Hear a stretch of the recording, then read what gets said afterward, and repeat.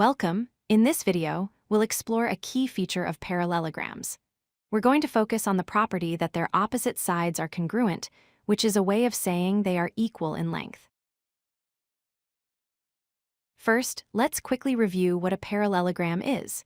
It's a four-sided shape, which geometers call a quadrilateral. The most important thing about a parallelogram is that its opposite sides are parallel, meaning they run in the same direction and never cross.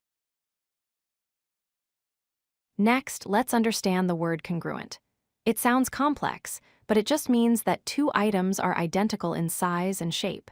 If two lines are congruent, it means they have the exact same length.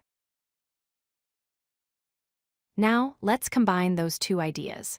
A very important rule in geometry is that the opposite sides of a parallelogram are congruent.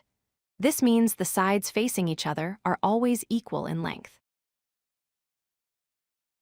Let's look at the first pair of opposite sides.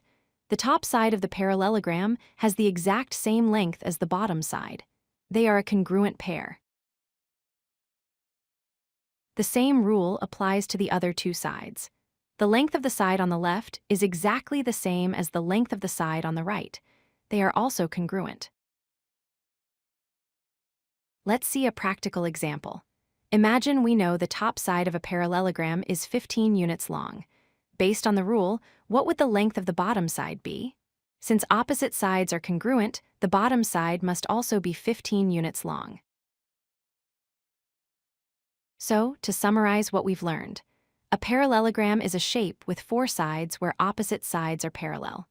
The word congruent simply means equal in size, and the key property to remember is that in any parallelogram, the opposite sides are always congruent. This is a simple but powerful rule in geometry. If you like this video, hit that like button and don't forget to subscribe. Visit codelucky.com for more such useful content.